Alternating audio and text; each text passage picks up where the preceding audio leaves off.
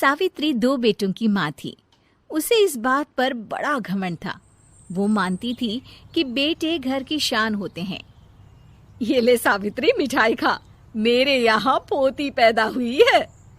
ये सुनते ही सावित्री मुंह बना के कहती है, अरे तू तो लुट गई, बर्बाद हो गई, तेरे यहाँ लड़की पैदा हो गई। अरे तू ऐसा क्यों कह रही है? मैं तो बहुत खुश हूँ। अरे जब तेरी पोती के पीछे तुझे खर्चे पर खर्चे करने पड़ेंगे ना, तब ये तेरी सारी खुशी गम में बदल जाएगी। पहले लड़की की पढ़ाई लिखाई का खर्चा, फिर उसकी शादी का खर्चा। अरे आजकल की शादियाँ कितनी महंगी हो गई है। गहने बनाओ, लाखों रुपए पानी की तरह बह जाते हैं। लड़कियाँ तो सिर्फ खर्चा करवाने के लिए ही पैदा होती हैं। इस तरह लड़कियों के प्रति अपने विचार व्यक्त करते हुए सावित्री ममता को लंबा चौड़ा भाषण देके चली जाती है।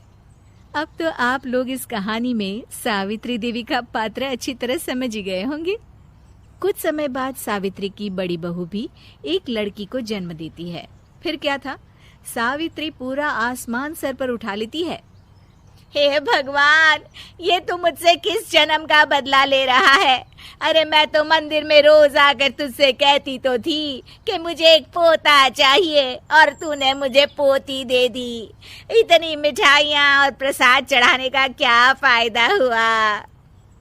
तभी सावित्री की बहू निशा कहती है, क्या माँ जी, आप भी इतनी सी बात पर नाराज हो गई हैं? देखिए तो आपकी पोती कितनी सुंदर है, बिल्कुल आप पर गई है। अरे चुप कर, तुझे 9 महीने इतने महंगे महंगे काजू बादाम फल फ्रूट खिलाने का फायदा क्या हुआ? मेरे तो सारे पैसे बर्बाद हो गए। ये सुन सावित्री का बड़ा बेटा अजय कहता है, माँ, तुम सिर्फ नाम के लिए 2020 में रहती हो। असल में तुम्हारा दिमाग सैकड़ों साल पुरानी सोच रखता है। आज के जमाने में लड़का और लड़की में कौन फर्क करता है? मैं तो बहुत खुश हूँ कि भगवान ने मुझे लक्ष्मी के रूप में बेटी दी है। लेकिन सावित्री पर अजय की बातों का कोई असर नहीं होता। नालायक, अपनी पत्नी की जबान बोल रहा है। मेरा बड़ा बेटा तो हाथ से गया। लेकिन सावित्री देवी हार मानने वाली नहीं थी। वो पोते की चाह में अपने छोटे बेटे विजय की शादी करवा देती है। कुछ समय बाद आखिरकार वो दिन आ ही जाता है जब सावित्री की छोटी बहू गर्भवती हो जाती है। सावित्री इतनी खुश हो जाती है कि वो बच्चे के जन्म से पहले ही सारे मोहल्ले में ढिंढोरा पीटने लगती है। ये क्या सावित्री, तू तो पोते के जन्म से पहले ही मिठाई बांट रही है। पहले पोता पैदा तो होने दे, और फिर क्या पता अगर पोते की जगह पोती पैदा हो गई तो। ये सुन सावित्री चिढ़ जाती है। अरे अपनी काली जबान मत चला, मेरी मिठाई खा के मेरा ही बुरा सोच रही है। बड़ी आई, ला मेरी मिठाई वापस कर। देख लेना, इस बार मेरे यहाँ पोता पैदा होगा, पोता। लेकिन ठीक इसका उल्टा होता है। सावित्री की छोटी बहू भी एक लड़की को जन्म देती है।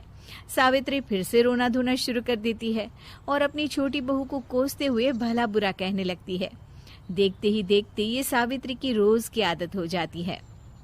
एक दिन उसकी इस आदत से परेशान होकर विजय अपने भाई अजय से कहता है, भैया, माँ खुद एक औरत होकर हमारी बेटियों को पसंद नहीं करती, उल्टा उन्हें रोज कोसती रहती है।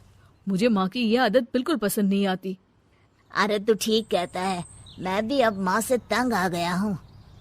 अच्छा, तो अब तुम दोनों इस तरह पीठ पीछे मेरी बुराई भी करने लग गए हो? नहीं माँ, हम चाहते हैं कि घर में शांति बनी रहे। हमें हमारी बेटियाँ बहुत प्यारी है। मैं नहीं चाहता कि वह तुम्हारे ताने सुन सुन कर बड़ी हो, और इसीलिए हम दोनों ये घर छोड़कर चले जाएंगे। हाँ माँ, मैं भैया की बात से सहमत हूँ। जब तुम इस घर में अकेली रहोगी तब तुम्हें अपनों की कीमत का एहसास होगा।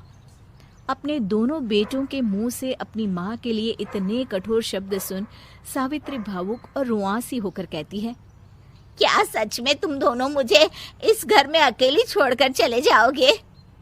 हाँ माँ। हाँ माँ, अब पानी सर के ऊपर जा चुका है। मैं तुम दोनों के बिना नहीं रह सकती। अपनी सास के आंसू देख अजय और विजय की पत्नी अपने पतियों से लड़ पड़ती है। अरे जिसे जाना है वो जाए, मैं माँ जी को छोड़कर कहीं नहीं जाने वाली। भाभी, आप ये क्या कह रही हैं? वही जो तुम सुन रहे हो, दीदी बिल्कुल सही कह रही है। हम बेटियों के संस्कार हमें सिखाते हैं कि सास माँ समान नहीं बल्कि माँ ही होती है और उस माँ की जिंदगी भर सेवा की जाती है। बेटे अपना फर्ज भूल सकते हैं, लेकिन बेटियां नहीं। आप दोनों शौक से जा सकते हैं। माँ जी, हम दोनों के रहते आपको किसी बात की फिक्र करने की जरूरत नहीं।